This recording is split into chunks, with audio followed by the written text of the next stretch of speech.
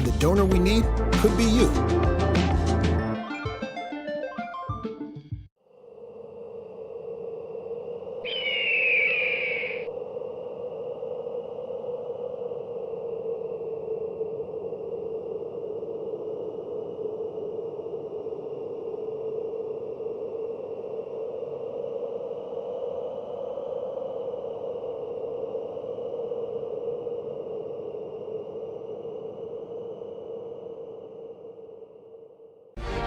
You're watching the Futsal Champions Series on FCS Live.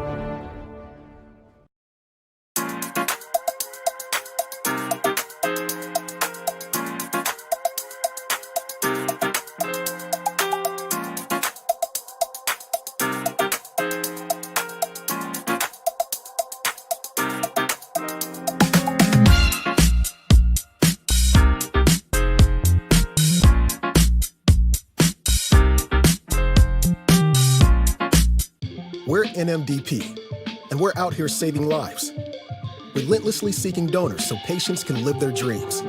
Like Mia's dream of finding a match and pressing play on life. Noah's dream of climbing the ladder, or Zoe's dream of a tiny house and a giant dog.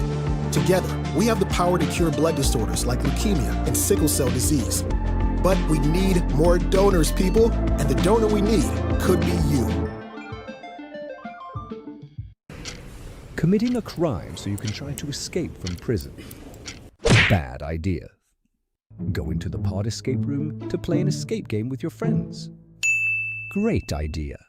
Test your skill as an astronaut in outer space. Find Santa in Save Christmas. Or take a vacation to an abandoned island. Just don't get stuck there. The Pod Escape Room. Learn more at thepodlansing.com.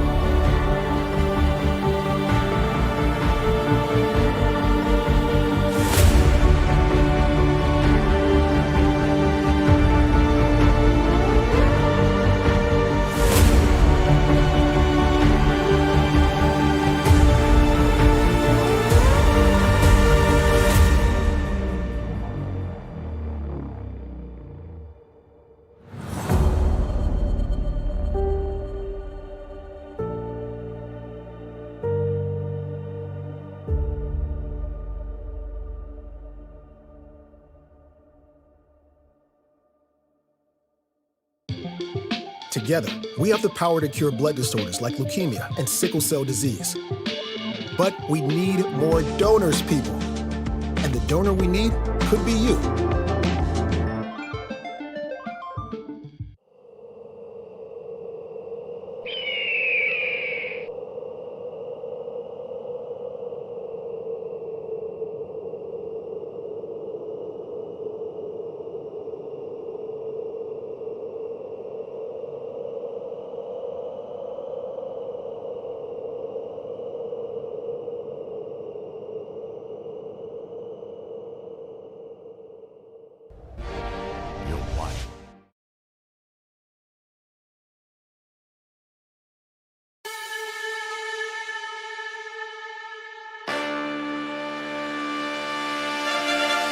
There were 3 red cards in that game.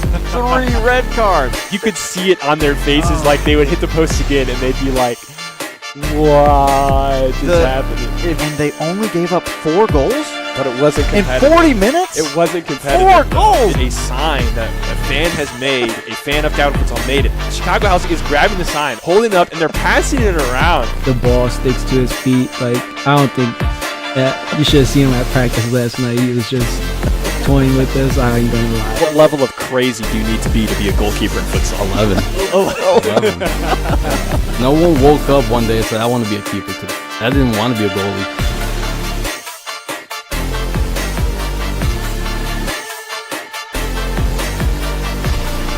Ladies and gentlemen, welcome to the Third Half Podcast on this wonderful Thursday night right before the 2026 FCS Finals. Men's Final, Women's Final, and 4 Futures Divisions of Finals on the first FCS Finals Day this Saturday, March 28th. A lot to be excited about. U10 through U16 going to be happening as early as 8:20 a.m., I believe, is the first scheduled kick, and going all the way to 4:20 women's kick and 7:30 men's kick. A full day of Futsal Champions Series finals. I'm so pumped. I hope you all are pumped as well. Another reason to get pumped is for our guest tonight, who will be joining us from Shoreline City. He's a part of the Mendez trio that we've talked about all year long, has played a vital role in their team making it to the finals, where they will take on the undefeated Ole. Ladies and gentlemen, please join me in welcoming to the show Aldony Mendez of Shoreline City. Aldony, thank you so much for jumping on the camera tonight. Thank you. Thank you for having me, Jared. Yeah, so glad to have you here. Before we jumped on the show, we were talking about when we used to play together at Lansing City with my brother and your brother, and I know we talked a little bit about it when Alex was on the show, but the different venues that we've practiced and played in, and one that really sticks out is the ceiling tiles that used to be, when the arena was first bought, but it was not an arena. What a fun time that was. I'm sure you knocked out a few of those. Yeah. I think it was me, but it was mostly your brother. I remember every shot was a hole up in the wall. Every shot, he got a hard shot. It was fun. And the drywall, next to the goals is like disintegrating. Yeah, it was good memories for sure. Going back to that arena and now seeing it the way it is, it's beautiful. Yeah, it's really, really cool. Tell me a little bit more about how you got started in futsal and what kind of brought you to the sport and how that began for you. Futsal, I grew up playing in the streets, right? Futsal, I think it was first brought to me by Fabian, the Ole coach. Yeah. I think he was the one that brought it to GR mainly. And then after that, I just continue playing with whoever invited me, or if we got futsal drop-ins, I would always just go to that, and that's how I got involved with futsal. And was that with at the time it was ABK? I believe so. I can't really remember. I know we had a blue and yellow uniform, so I believe it was ABK. Okay, cool. Years ago. Yeah. I see Aiden Hancha in the chat. He also, I think, experienced some of that. The ceiling tiles, he said it was prime Lansing City era. Yeah, that was definitely a big part of the step, playing at different gymnasiums and then this building. But it's really cool to see what it's been, and I'll be excited to have the finals again here for the second time in the broadcast era. So that was kind of how you got started. How old were you at that point when you first were introduced to futsal? Man, I was probably 20, 21 to 22. Okay. I was already in college when that was going on. So were you playing outdoor in college? I was. I was at Aquinas, but in the wintertime, there was, nothing else to do. And then futsal was there, and then that's how, we started going to futsal instead of going doing turf inside indoors. Okay, yeah. It was futsal more than indoors at the time. So that was while you were in college going to Aquinas, you kind of discovered this. So what was, your soccer journey like before that? Was it just was it in your family? Was it how did you even get started with soccer in the first place? Oh, I think that comes in the blood. I grew up playing in the streets. I was born and raised in Guatemala for 14 years. Okay. And over that was, just playing in the streets with my friends. And then I moved here. I went to high school. And then I went to Aquinas College. Then I went back to Guatemala and played professional for a couple months. Okay. And then I came back to the U.S., and started playing for every team that I was around here. So. Yeah. What was it like, growing up playing on the streets in Guatemala? For someone that hasn't experienced that, what is that like? We only had a ball. It was we were playing in rocks, like streets, no cement or anything like that. We didn't have any goals. We were just find some sticks, put them on the dirt, and then just, that was the goal.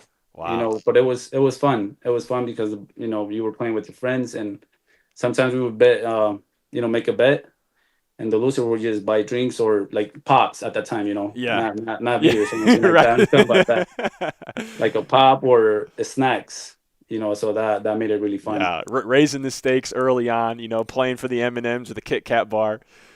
Yeah, that's it right there. Yeah.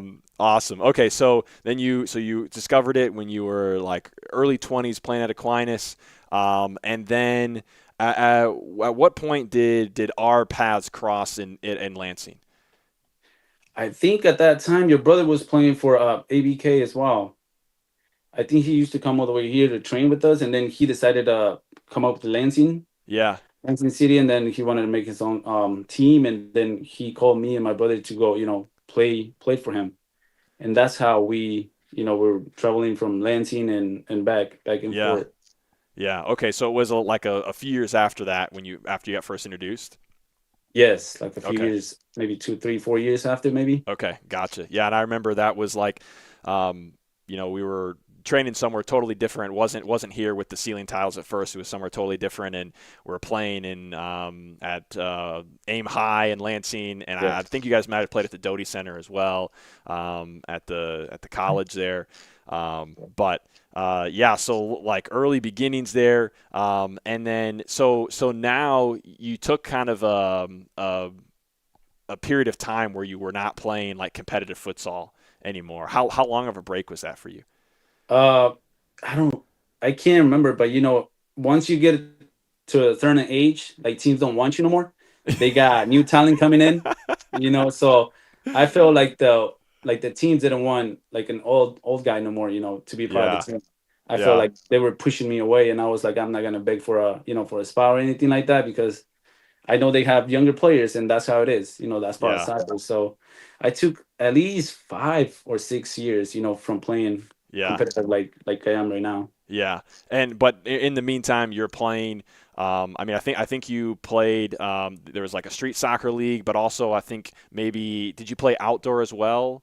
So I year round I don't stop playing soccer. I play outdoors, indoors, and scrimmages. Just anywhere that it's soccer going on, I'm always there. Summer leagues, the soccer pavilion downtown. So it's like I'm always involved in soccer. So yeah. So even though there's that break, you're still involved in it. And then, kind of eventually what happens is you somehow get connected with Cody Harrell and Shoreline. What was that connection like? How did that come about? So, I played for Muskegon Risers. Right, that's right. I've been playing for Muskegon Risers almost 9 years, and that's how I met Cody. We were teammates. Okay. A few years back, he played for we were teammates for like 3, 4 years, and then he decided to do something else, and this year he decided to do a futsal team, and he got connected with me and my brother, and I was like, yeah, I mean, I'm down. Yeah. Like I want to play. It's okay. I want to compete. My last couple of years that I have left. So yeah, that's how we got connected with Cody. So then you guys have your very first FCS action in the showcase, I think is when it was. What was that like for you guys? Was it kind of you hit a wall and you're like, oh my goodness, like here we are again? Or was it like, just kind of back into it?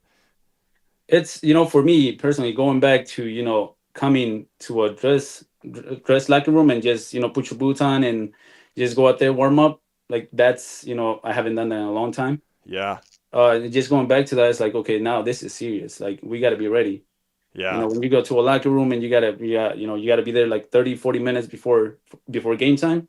It's like, you got to get serious. Yeah. So like most of the kids that, the players that we have are young and still haven't experienced that yet.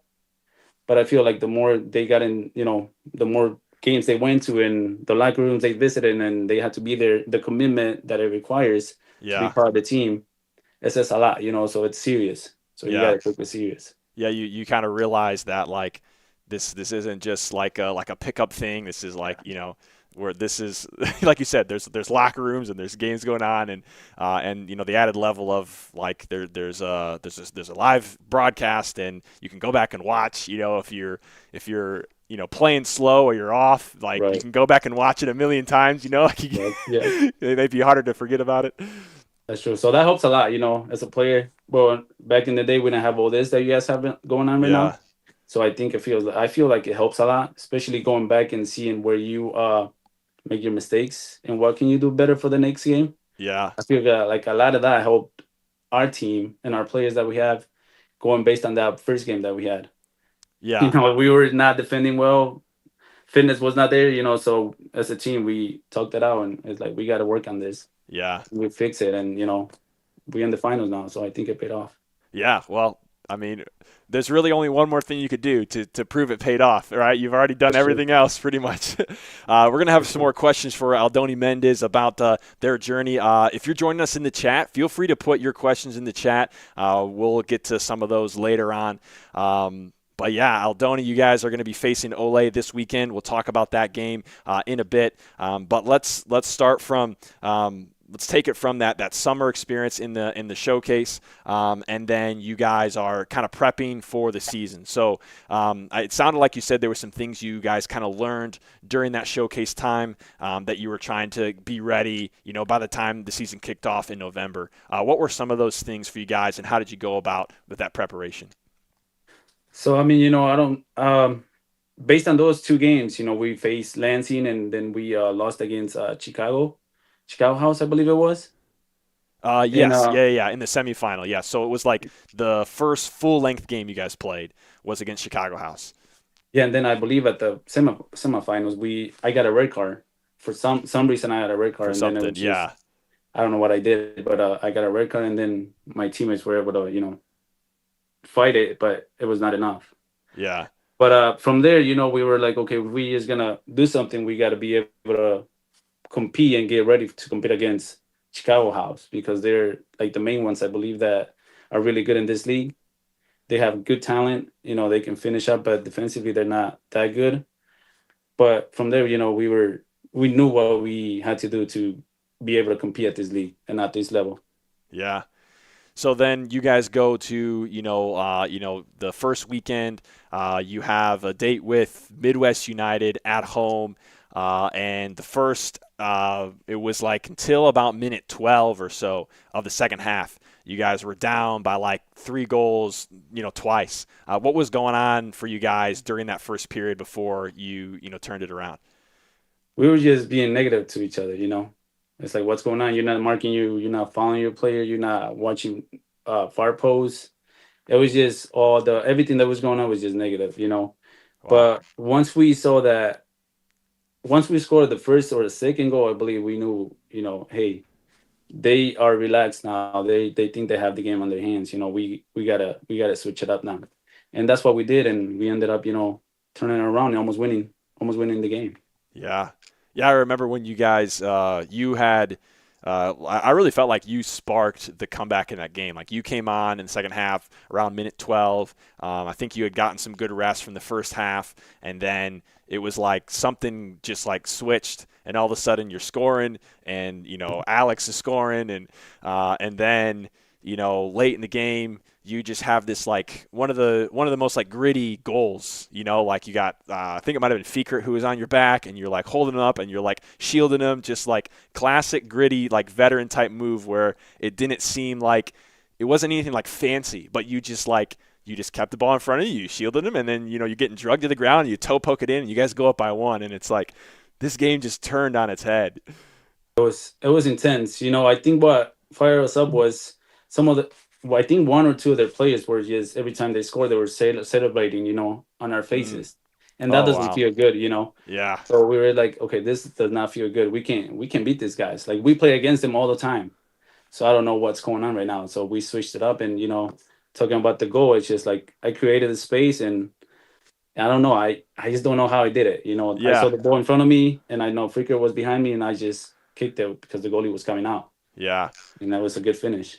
Yeah, and then that was you guys like you said, you almost won because that one you went up by one, and then like with like 20 seconds or so, there's deflection at the end. That's just kind of like there's deflections in futsal. A lot of times, there's not much you can do about it. But that was an exciting way to begin the year. So with that match, after the preparation of the from the summer, and then you have that match, the first one of the season. Was that another moment for you guys that it was like another sort of reality check to kind of see where you're at and what's going on? Yeah, pretty much. After that game, we knew what we needed to get done in order to be competitive in the league, because we didn't know any of the other teams, so we didn't know what to expect from the other teams. Except Ole, we know most of the players, but from the other teams, it's like we got to get ready. We got to work on defense. Our fitness got to be right, and all these other things, And it took like the commitment from the players to be there every training session, every game. It's just the chemistry had to be built. Yeah. So it took a lot from the players, but everybody put in the work, and I think it's paying off. Yeah, well, absolutely. I mean, playing in the finals, definitely in the first year as a club. And I know, you and Alex and Chris are no stranger to, futsal and competitive futsal, but for Shoreline, that's an amazing thing to do in the first year. What would you say throughout the season, kind of leading up to the playoffs, what would you say were like, what were some of the like best moments for you guys? Just have all the same players going to away games. That helps a lot. You're not bringing different players to away games every time you go to, you go to Chicago, you go, play Jinga or different games.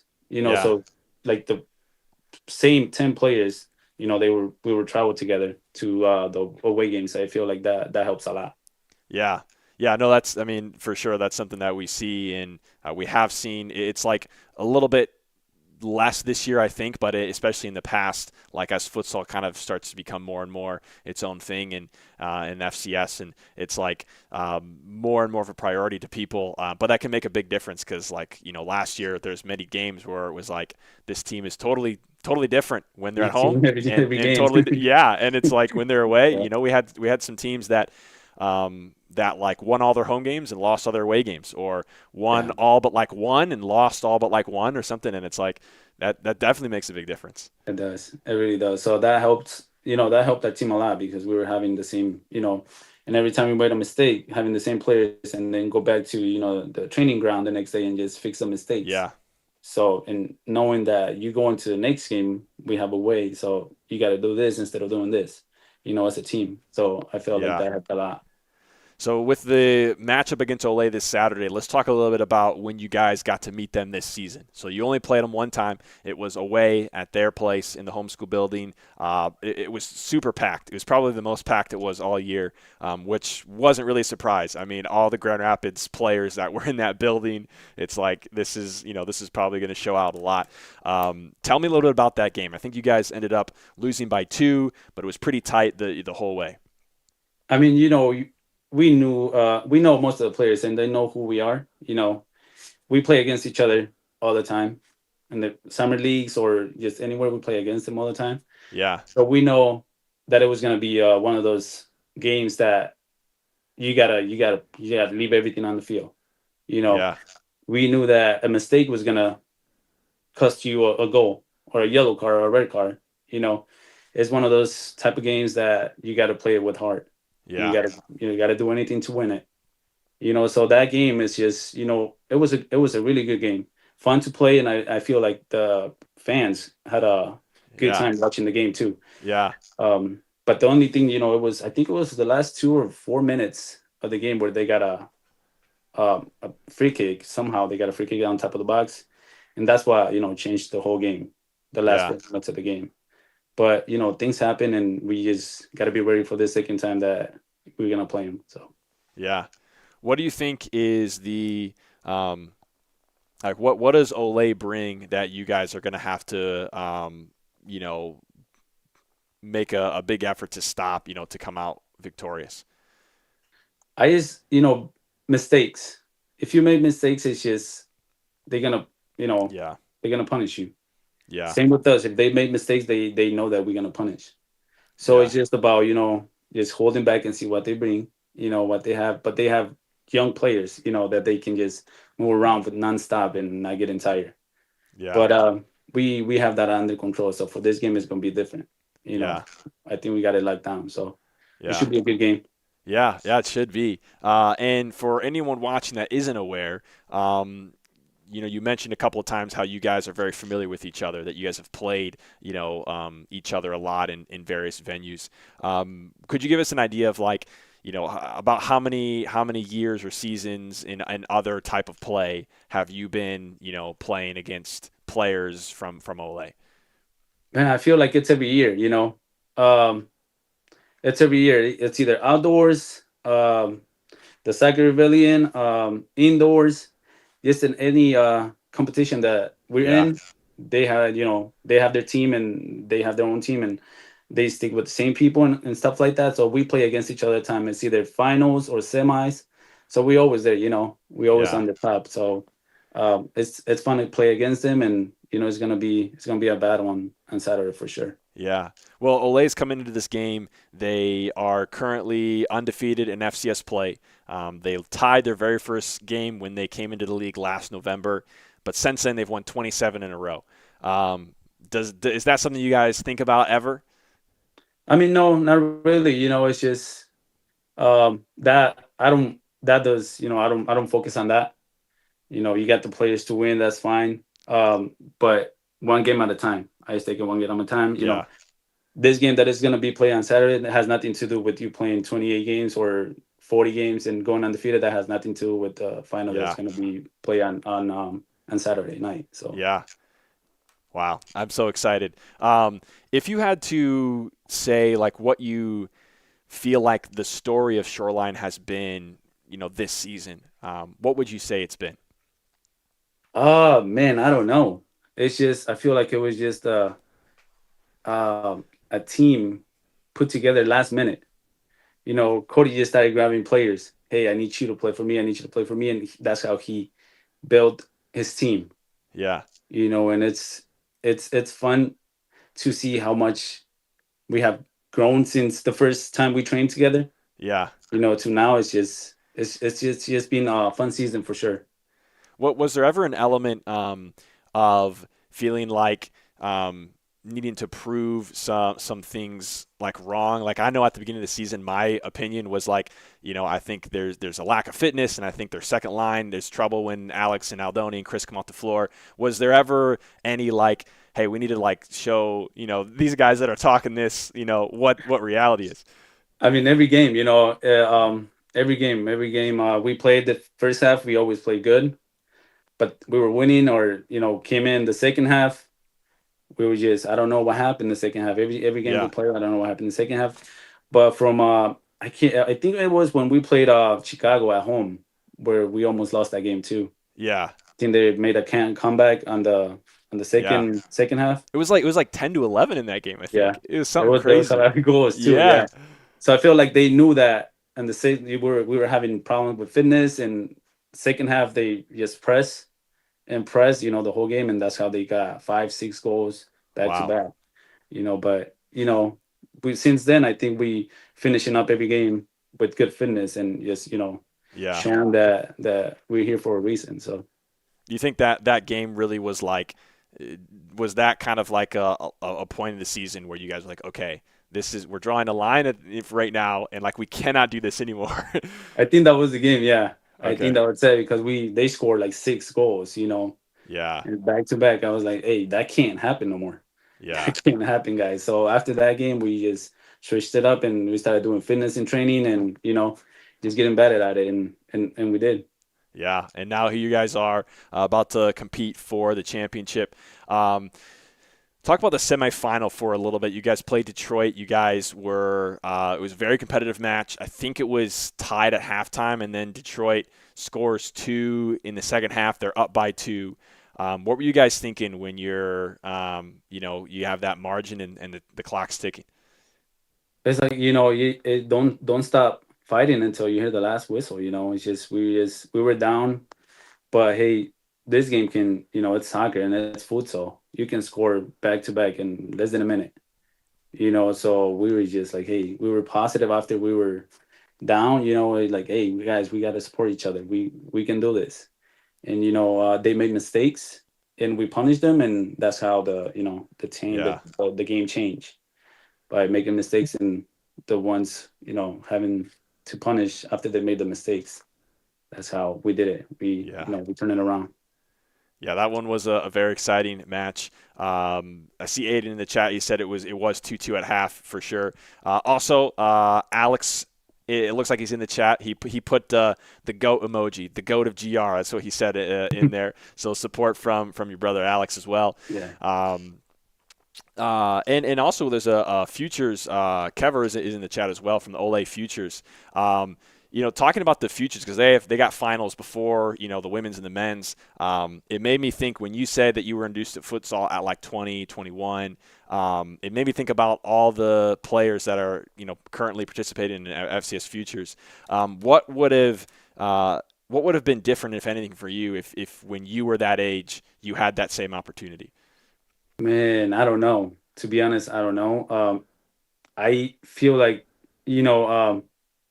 the way I grew up playing soccer, it's better than being coach and adapt to somebody telling you how to play. Yeah. That you have a coach and say, I want you to play this way, or you're not going to play for me. You really develop your personality as a player. My personality as a player, I know how I play. I know what I like to do in the field. But but there's some good coaches out there though. Like, hey, I want you to play this way. Just do it. And trust me, you're gonna be good if you do what I'm telling you to do. So, but I don't know. I can't change. I wouldn't change anything back how I grew up playing. Yeah, absolutely.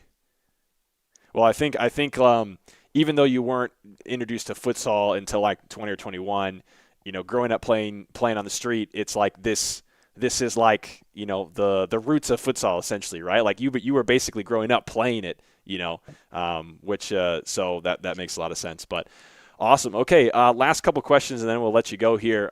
So let's focus in on the final match, you guys versus Ole. Man, what an exciting match it's going to be. What do you think the environment's going to be like this Saturday? Man, it's gonna be crazy. It's just gonna be one of those finals that, especially the players that we're playing against. Like I said, we always play against each other. So it's in the final or semis. So we know they don't want to lose and we don't want to lose. So it's just gonna be one of those battles that you don't want to miss. Yeah, it's gonna be intense. It's gonna be crazy. It's just gonna be fun to watch. There's gonna be a lot of good futsal. Wow. Yeah, I'm really excited. I hope you all in the chat are getting excited for this weekend.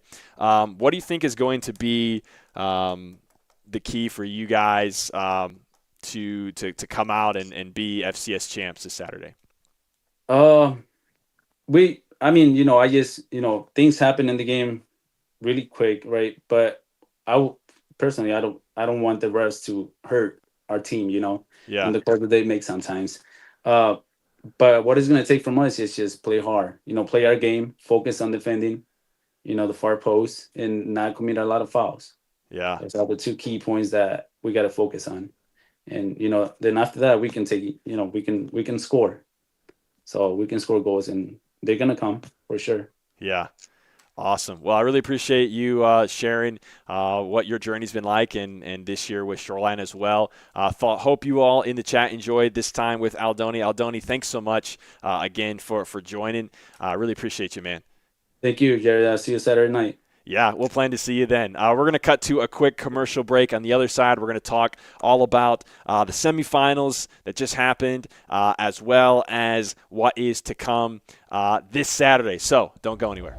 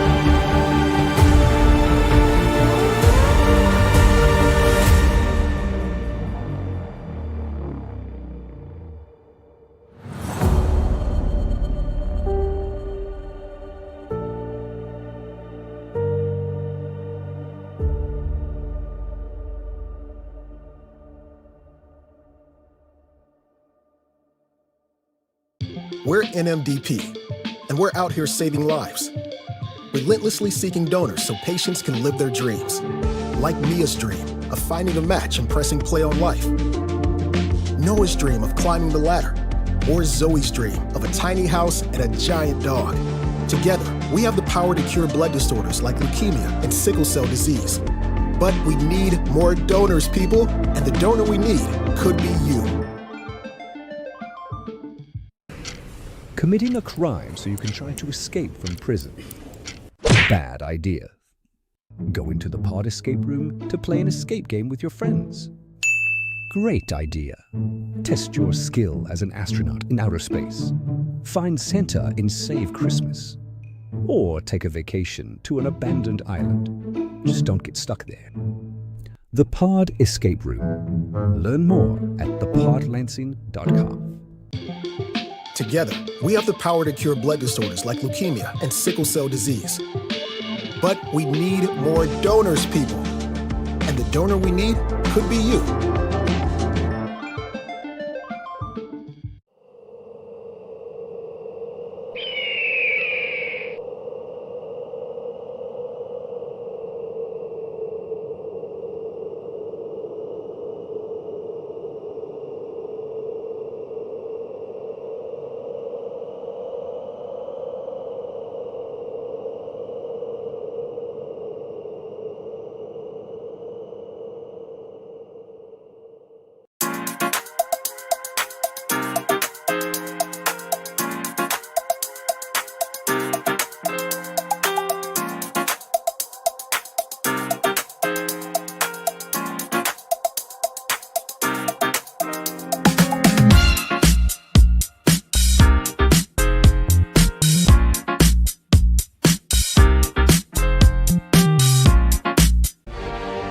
Watching the Futsal Champions Series on FCS Live.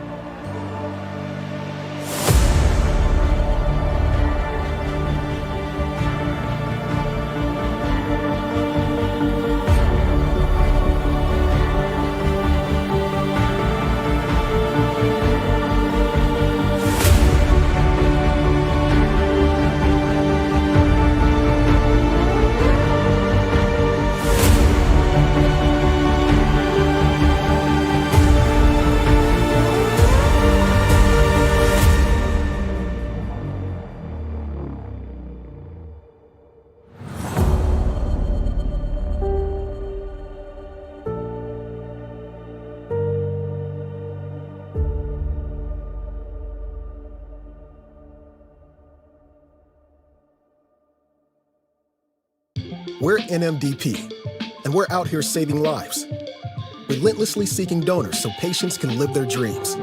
Like Mia's dream of finding a match and pressing play on life. Noah's dream of climbing the ladder. Or Zoe's dream of a tiny house and a giant dog. Together, we have the power to cure blood disorders like leukemia and sickle cell disease. But we need more donors, people, and the donor we need could be you. Committing a crime so you can try to escape from prison. Bad idea.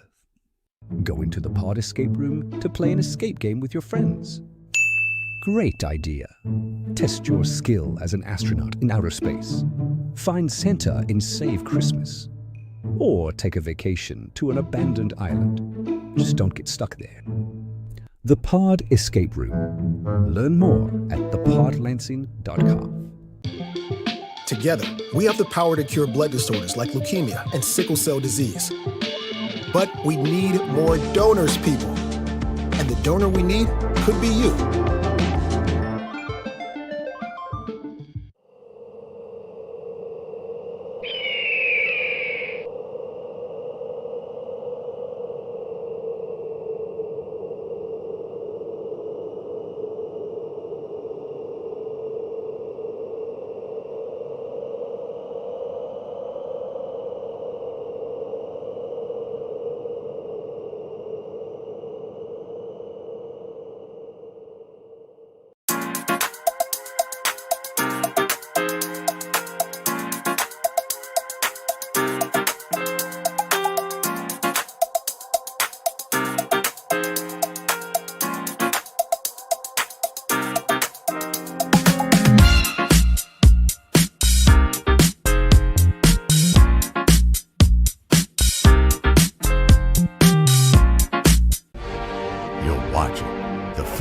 Champions Series on FCS Live.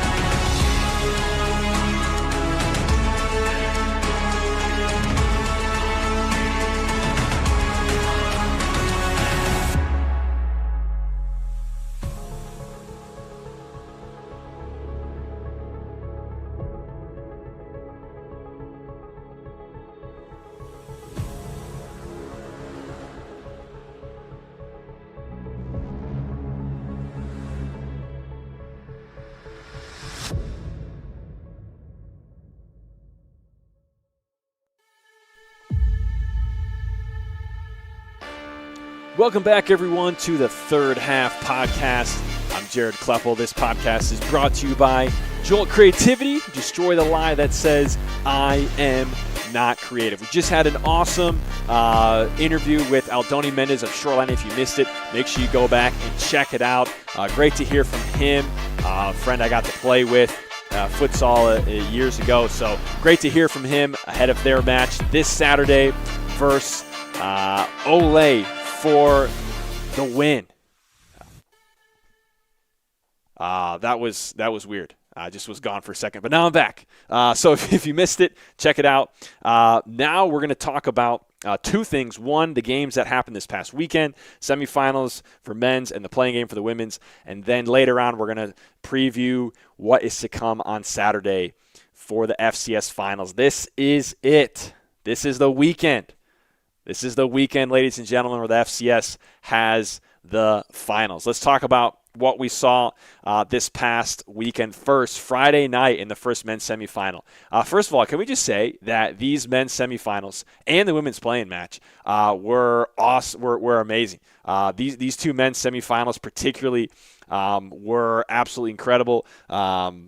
Can we just say this was amazing? Also, if you're in the chat, we have a poll going of who is going to take the men's final. Is it going to be Shoreline or Ole? So make sure you vote right now. Shoreline is in the lead at 62%. So 62% of y'all in the chat saying that Shoreline is going to take the W and break this unbeaten streak of Ole this Saturday. Well, let's talk about how they got here. This is the Shoreline and Detroit game. It was a late surge that propelled them past Detroit. So if you missed it or didn't see it, which first, go watch it. It was an amazing game.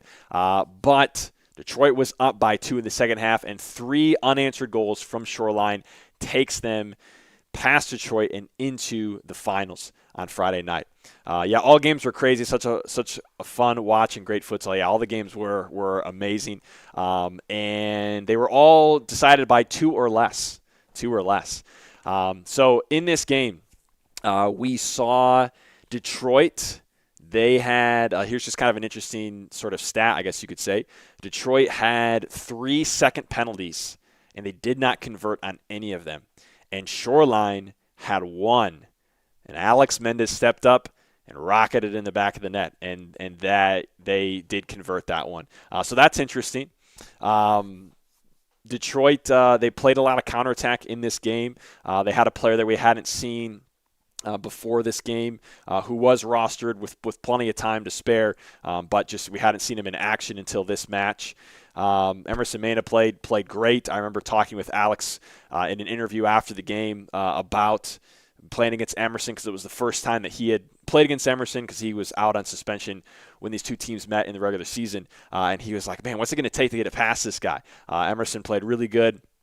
And that late push from Shoreline. I mean, if you think about what some of the story was of Shoreline in the beginning of the season, and this is what we even heard from Aldony just a little bit ago. We heard it from Alex earlier in the year, how their second halves at the beginning of the season were not very good. They weren't able to finish games.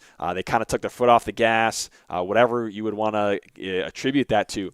But for them, to have that early in the season, and then in this game, it is the opposite. In the end of the game is when they scored those 3 goals and went ahead and ended up winning.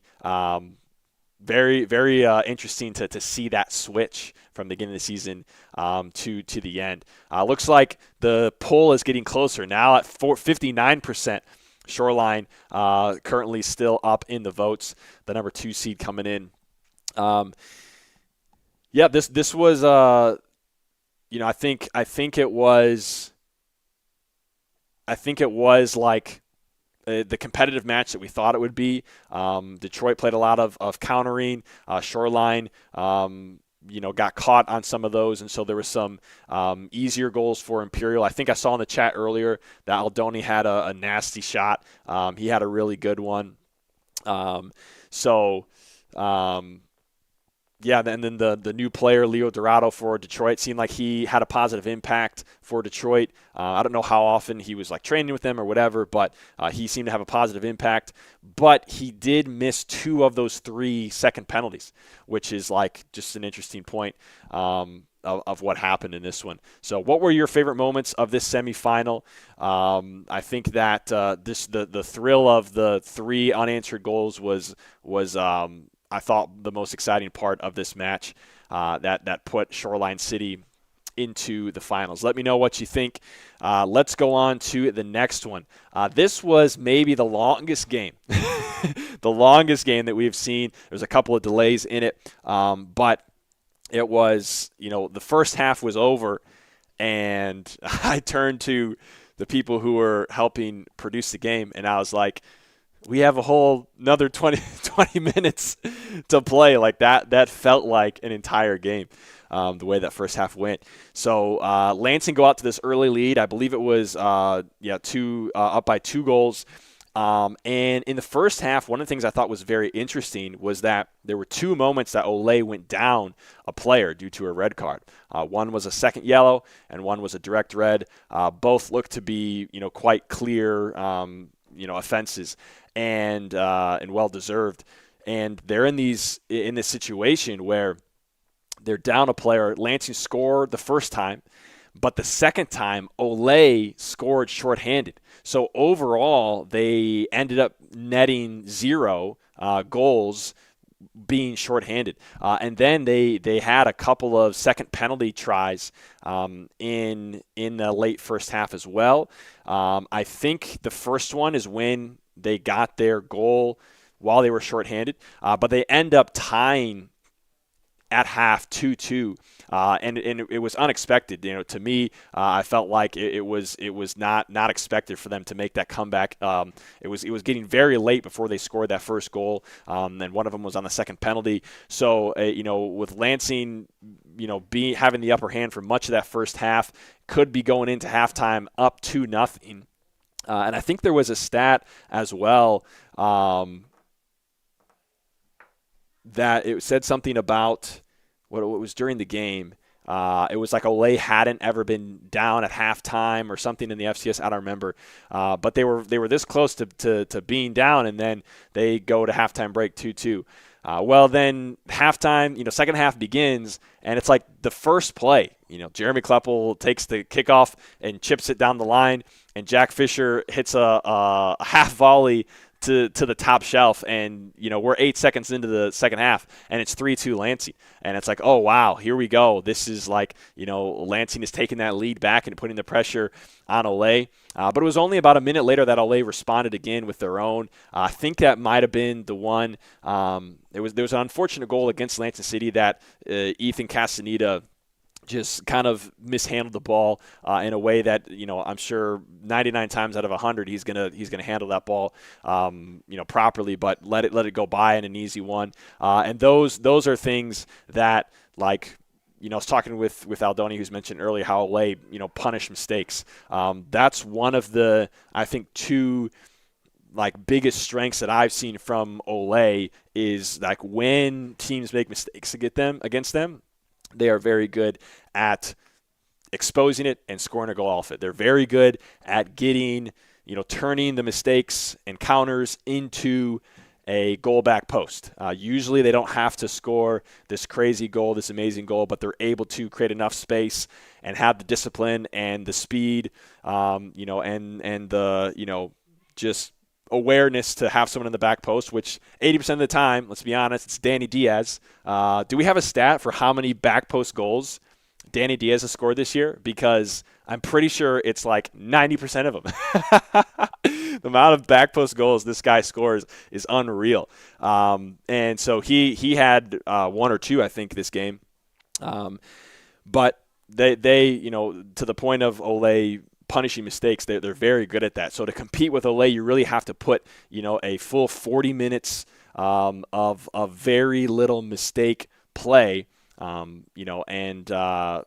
in order so that they're not getting easy ones on you. I did think that in this game, I felt like Lansing City defended the back post very well against Ole. This was something that in other past games there would be a moment where you would see the play develop and you say, oh, this looks like it's going to be a back post ball and it's going to be a tap in. And Lansing was ready for it. It got past, the goalkeeper, but, David Saltzman was there, or Beto was there, or Jack was there, one of the defenders was there. And so I felt like they game planned for that and handled that, and did well with that. So yeah, Cameron wasn't even ready for that first goal. Yeah, it was pretty wild. We didn't even realize what was going on, at that first, goal in the second half. So that's what I think has been so difficult to play against Ole, because the other strength, and this is nothing new, we've talked about this many, many times, but they have such depth that their level of play, hardly drops when you get to the second line, the third line, and they're able to rotate so quickly. So it just puts extra pressure because now you have to try to match that intensity and level for 40 minutes, and if you make a mistake, you're likely getting a goal scored on you. So some of that one mistake goal that I mentioned earlier from Ethan Castaneda, those are goals that are really, really difficult to give up against Ole, and be able to come out with a result. So Ole, I felt like once they were in the lead, it was I think it was 5-4. They looked very comfortable, and it was like they all of a sudden started to play a little bit differently. I think they felt like they could allow, wouldn't have to press up as much for a goal. They could just kind of possess back and try to draw Lansing out and create space behind them. And I felt like once that happened, it was very difficult for Lansing to get back into the game because of how much they were possessing and controlling the ball and feeling very comfortable. You could tell they felt very comfortable in those moments. They had some very close opportunities and then eventually did get one more to end up winning by 2. But what an exciting match. If you had a favorite moment, let me know in the chat. This is definitely one that I'm sure is worth a second look. Here is an interesting question. If you look at the first game that Lansing played Ole at the beginning of the year at home, which I think was 6-4, and then you look at their middle game in Ole, which I think was 10-6, and then you look at this game. Which one is the best game? To me, I would say it's between this one and the first one. This one had some other moments that, there was a couple of moments of, shorthanded for Ole. I don't know. It's interesting thing to think about. Give Ethan some props. So, oh yeah, for sure. I mean, it doesn't take away from how great he has played. I mean, he played really good in the game. It was just one of those as a goalie, when you make a mistake, it oftentimes is a goal. You often aren't able to recover a lot of times from it. And it's just, but absolutely. I mean, he played really, really well as well. Looks like we got a couple of Ole Futures players in the chat. What's going on, guys? Hope you guys are excited. I'm pretty sure you guys are playing this Saturday, so hope you guys are excited to compete for the finals, one of the Futures championships. Great to have you guys here. So that's wraps up this game. Let's go on to the last one of this past weekend, the play-in match, a close one. It was 5-3 for quite some time, and it didn't feel as close because in the second half, Ole was pretty dominant. But it did end up 5-4. Lansing got a goal with, I think it was somewhere maybe around the 5-minute mark or so to go. And all of a sudden it's like, okay, there's life here, and maybe this is, maybe they can force extra time. But Ole were able to seal it. A couple of plays that I remember from this game, Sasha Kelly, a young player, and she took it like coast to coast, beat a couple of players and rocketed it to the top shelf. That was an amazing play, and just like an individual effort from a young player, which was amazing. I think it was Caitlin Wilkowski who had maybe like 3 goals and assists for Ole. She was all over. We did see, I think it was Leslie Luna who went down. Hopefully she didn't return. Hopefully she'll be back for the finals match against Chicago. But an exciting match. Lansing took an early lead in this one. I think they scored the first goal, and then it seemed like they kind of ran out of gas in the second half. And did we go to the halftime break tied in this one? I want to say yes, but I can't quite remember. Let's see. I'm going to pull it up here. Yeah, halftime break was 3-3. 3-3 at the halftime break. Ole outshot Lansing City by 8 in the first half. Wow, the second half was actually closer. I'm surprised. I felt like the second half was felt like there was a lot more pressure from Ole in that second half. But I felt like they controlled the game quite a bit in the second half. But that late push from Lansing got them within 1. So what's it going to take for Ole to bring down the Chicago House ladies in the final? That's going to be one of the questions that we're talking about on the other side of the break, so don't go anywhere. Together, we have the power to cure blood disorders like leukemia and sickle cell disease. But we need more donors, people. And the donor we need could be you.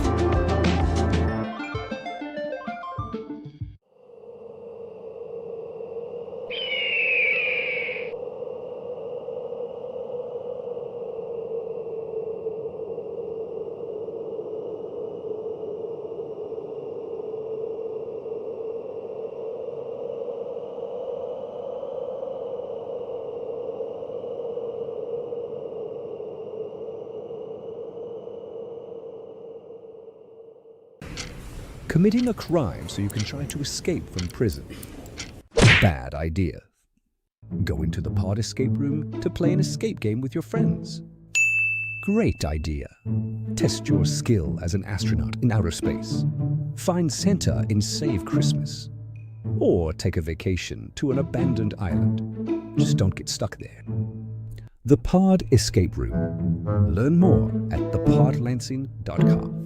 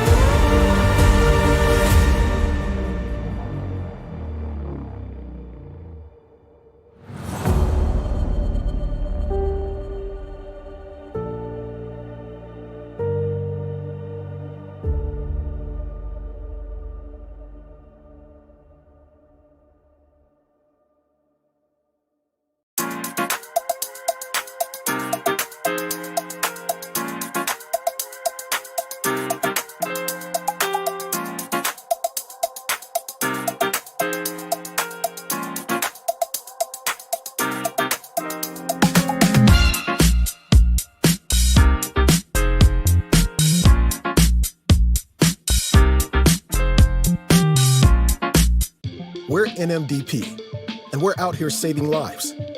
Relentlessly seeking donors so patients can live their dreams. Like Mia's dream of finding a match and pressing play on life. Noah's dream of climbing the ladder. Or Zoe's dream of a tiny house and a giant dog. Together, we have the power to cure blood disorders like leukemia and sickle cell disease. But we need more donors, people, and the donor we need could be you. You're watching the Futsal Champions Series on FCS Live. Together, we have the power to cure blood disorders like leukemia and sickle cell disease. But we need more donors, people. And the donor we need could be you.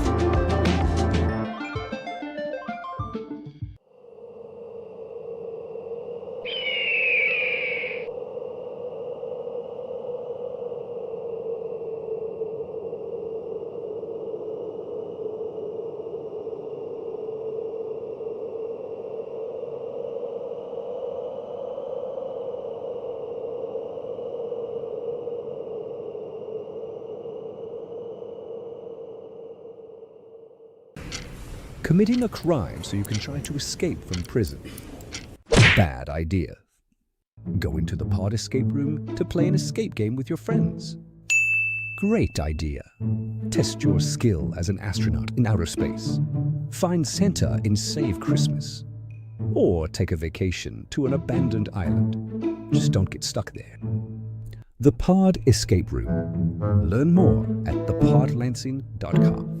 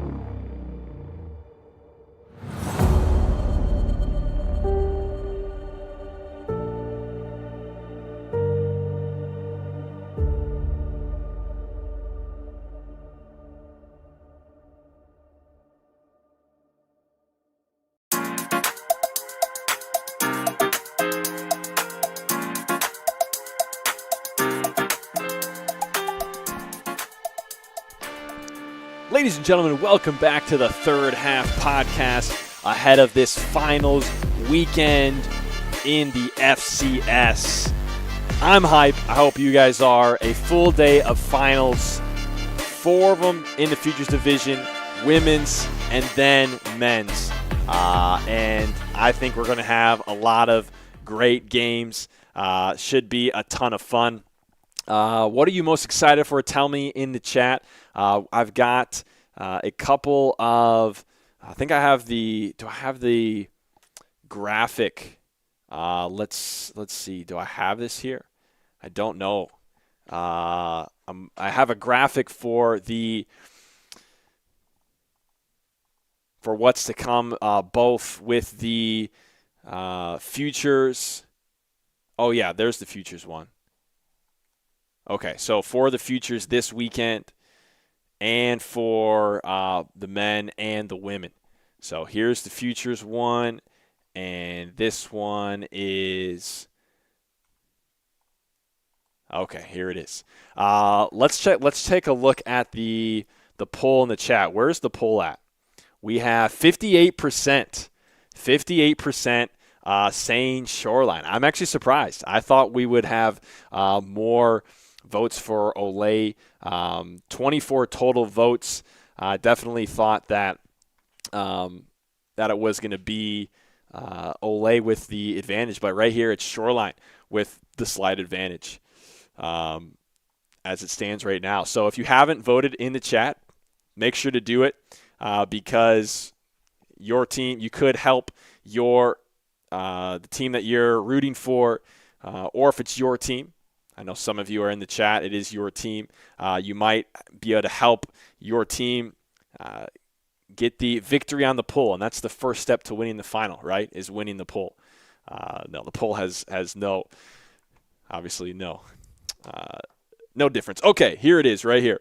The Futures Finals. Here it is. Those of you that are in the chat from the Futures, Kever, Sebastian, I think one of these games, I think it's the U12s in that bottom left. So let's go over, and we have Guatemala versus Ole Futsal on U10. This game, almost all these games have been played before this season and have been super exciting. The only thing that's different is in the U16s, it is Shoreline versus Lansing City. That's the only thing different from this graphic. But Guatemala is going to be in here. Ole's got a couple teams. Lansing City has 3 teams. Shoreline City with 2 teams. One of the best games in the Futures division, I believe, was Lansing City Ole U12s, which we have some players in the chat from that. I think that was one of the best games. It was close all game long, and then it came down to like the last. I mean, I think Lansing City scored with like a second or 2 seconds on the clock to go ahead and win that one. So that was absolutely wild. And I think their games before that were also close. So that should be exciting. All day of finals starting at 8:20 all the way to 1:35. Let's take a look at the women's and men's final. Ole will be featured in both.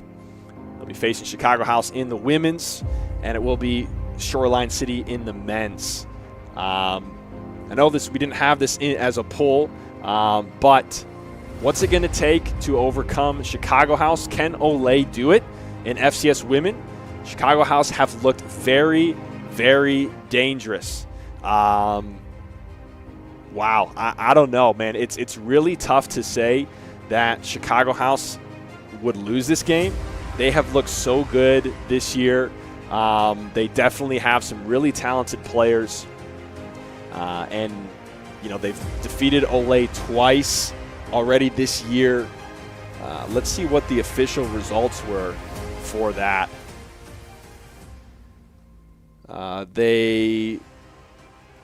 In Grand Rapids, it was 6-0 Ole, and in Chicago, it was 6-0 Chicago at Ole, and then it was 8-1 Chicago in Chicago. So they've had 2 very comfortable victories. It's going to take a lot to bring them down. And for the men's match, Ole have won. Well, they are, since joining the league, they're 27-0-1. And they have won 27 games in a row. So will they go back-to-back undefeated seasons, back-to-back champions, and do a full, not just undefeated this year, but win every game? Or will Shoreline City break that and become the champions? Going from a place where we thought, okay, maybe we can see them in the semifinals, but there's some issues there, and they have worked those out, and they have made it and earned their spot in the finals. What's going to happen? Let's see. Chicago will not lose. They took the sticks to Ole twice in a row. Yeah, it's really hard to see.